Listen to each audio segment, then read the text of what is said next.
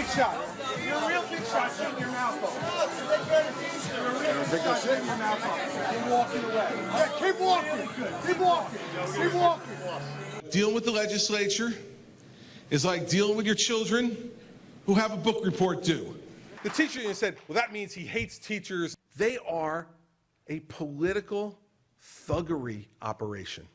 Staying on the barrier islands for 36 hours of hurricane force winds of 75 miles an hour or more, sustained, not gusting, is stupid. I'm not going to get in debate. You want to hear the answer or no? Do you want to hear the answer or don't you? Because you think that's a confrontational tone, then, you should really see me when I'm pissed.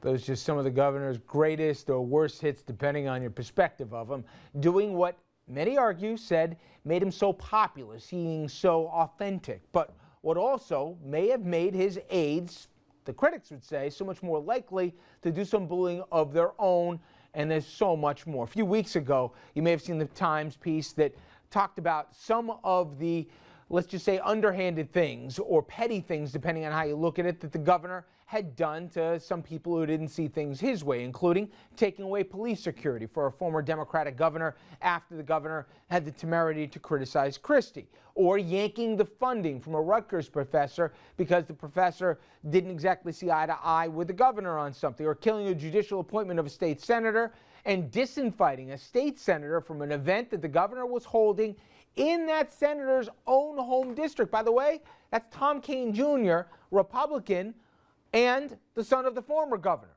All seeming acts of payback after the people involved criticized ever so slightly, or even crossed inadvertently in some cases, the governor. All right, let's get into this with our regular panel here. Dominic Carter, political journalist and author. Andrew Whitman, senior political correspondent. Okay, overall, how do you think the governor did today?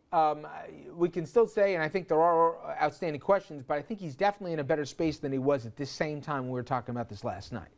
The governor had a decent day today, but we're waiting for the other shoe to drop. Yep. And if anything happens to come up, a smoking gun, it'll be a question of, can this governor finish his term? To use an Atlantic City term here, Andrew, he went all in, that he knew nothing, there is no connection to him whatsoever, and he learned about it when we learned about it.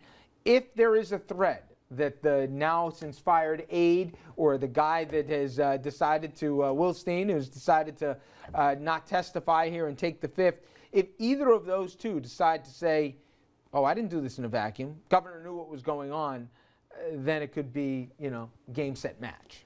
Yeah, I mean, he's not under oath, but he certainly swore up and down multiple times over that hour and a half, hour and 40 minutes to the voters of New Jersey that he had no idea what was going on. So he's pretty much laid down a marker that if somebody shows or proves that he did in fact know, he's in a lot of political damage. But let's assume for this conversation that there is no smoking gun, that there is no email that connects it to him or whatever else. Is this a headache that then soon passes? I mean, we talked about some of the civil suits that could happen. We talked about the investigations obviously happening at the legislative level, the investigation even the feds are. But if it turns out that these were a couple rogue people, it still raises the question of, did he create the climate where this was seen as permissible? Well, first of all, there's no chance that this is the end of it. This stuff is going to keep dripping out from now until he either wins the primary and the election in 2016, or announces that he's no longer running for president in 2016. You're going to hear it from the legislature, the assembly. You're going to hear it from the Senate. You're going to have court cases. You're going to have the National Democratic Party. I mean, every conceivable angle that this can get played in will get played. There are lawmakers in New York State on the other side of the George Washington Bridge from Washington Heights who are now calling for an investigation. Why? No idea. It's not like the backup in Fort Lee impacted traffic in Washington Heights, but they're going to get their 2 cents worth in all this just to keep Christie's name bandied about. As for the culture and the climate in the Christie administration, that's the one question that I was surprised that he didn't really get today, and he didn't really have to answer that question today.